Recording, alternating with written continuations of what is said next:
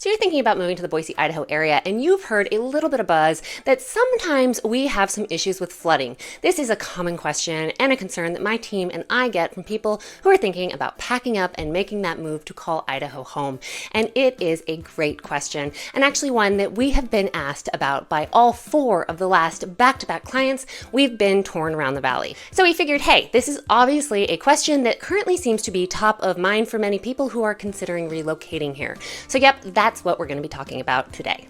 By the end of this video, not only will you understand what areas across the valley are most at risk of flooding, you'll also know how to look up the real flood data and risk for a specific home, neighborhood, or area that you're curious about. And well, spoiler alert, Zillow and Realtor.com are really not the best resources for this info. We are not entirely sure where these two oh so frequently searched sites are pulling their flood data from, but well, from a number of communities right here in the Treasure Valley, they are loading some completely incorrect info.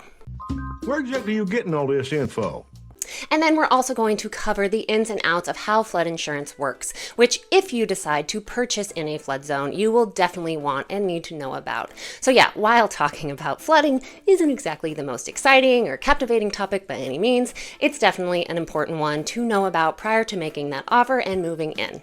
Okay, so to kick things off, I should clarify that while flooding in the Boise area and its surrounding Treasure Valley is a notable concern, it's really not extremely common. Let's first take a quick look at the frequency and overall circumstances that have in the past led to flooding here in the Treasure Valley. Across the board, the Boise River is the primary source of flood risk here in the area. Flooding along the river typically happens during springtime when snowmelt from the mountains increases water levels. Now, our river is, of course, controlled by a system of reservoirs, dams, and canals, all which work together to help manage water flow and reduce the risk of severe flooding. However, in years with unusually heavy snowfall followed by rapid snowmelt, there can be and have been areas that have experienced some pretty notable flooding. The last significant flood we saw here in the Boise area was back in the spring of 2017, and that happened right after the winter that we experienced that's commonly deemed by locals as being our Snowmageddon.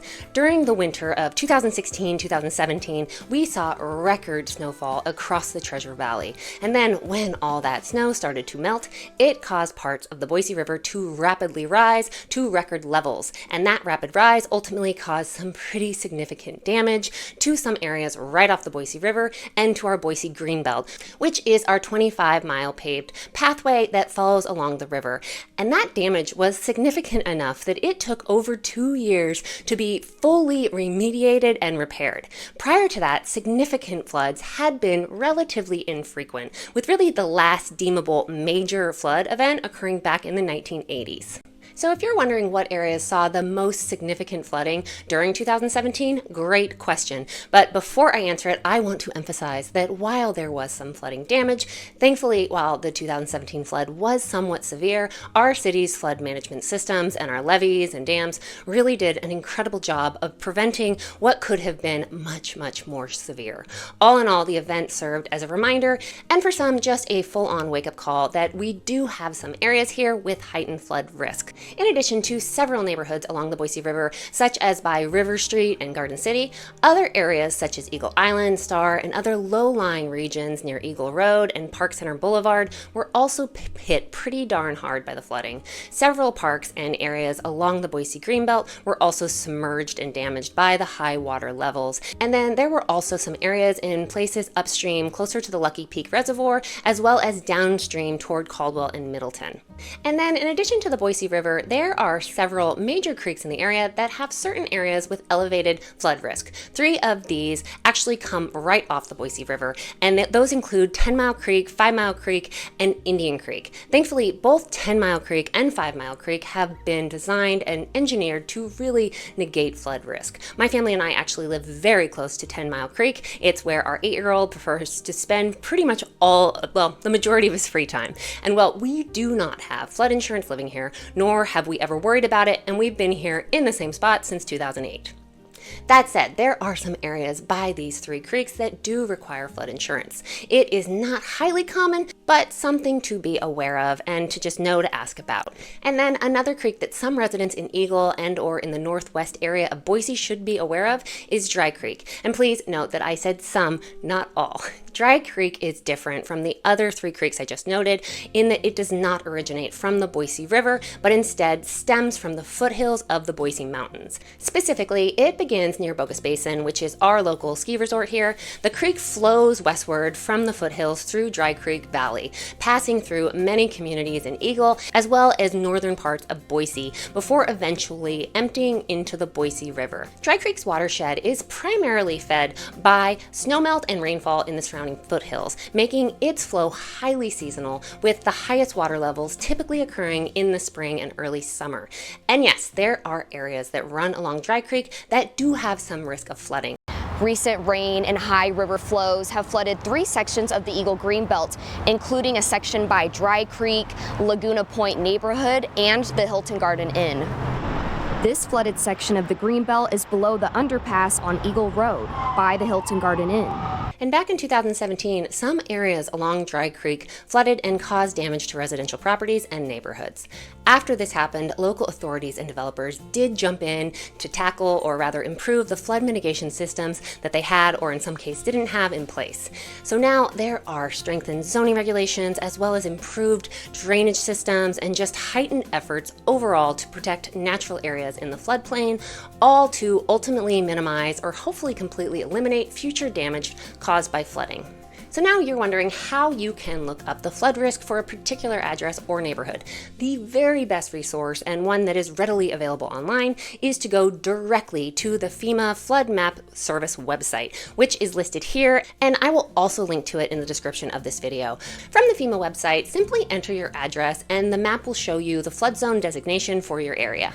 So just as an example, let's look up an address along the river in Garden City. For this example, let's go with an address over there on Atwater Drive, which is close to both the river and the Greenbelt.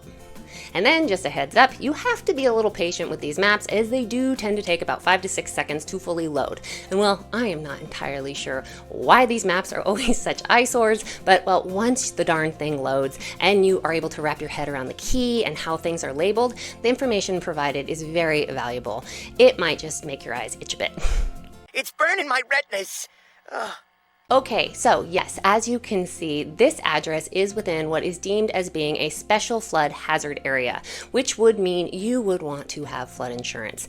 And if you were purchasing this home or one nearby it using lending, i.e. you'd be getting a mortgage, your lender is going to require that you have flood insurance.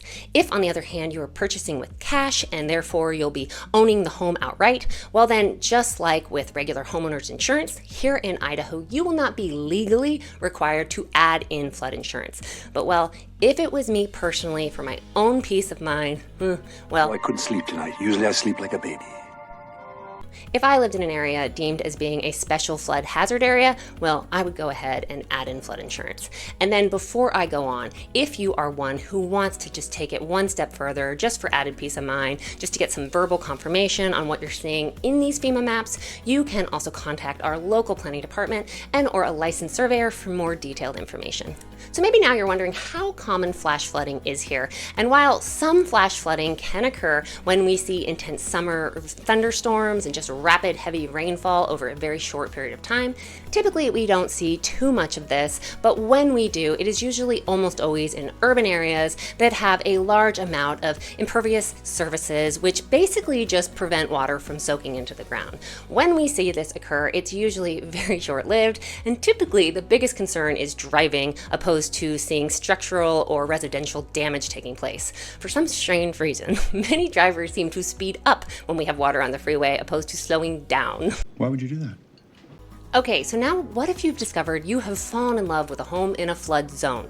What can you expect when it comes to flood insurance? Most flood insurance here in Idaho is provided through the National Flood Insurance Program, so NFIP, which is backed by FEMA. However, there are also private flood insurance options that may offer different coverage levels and plans and or more competitive rates. And then what could you expect to be paying annually for flood insurance here? This range and rate is going to vary depending on various factors, such as your property's elevation, the risk of potential flooding there, and the assessed value of your home.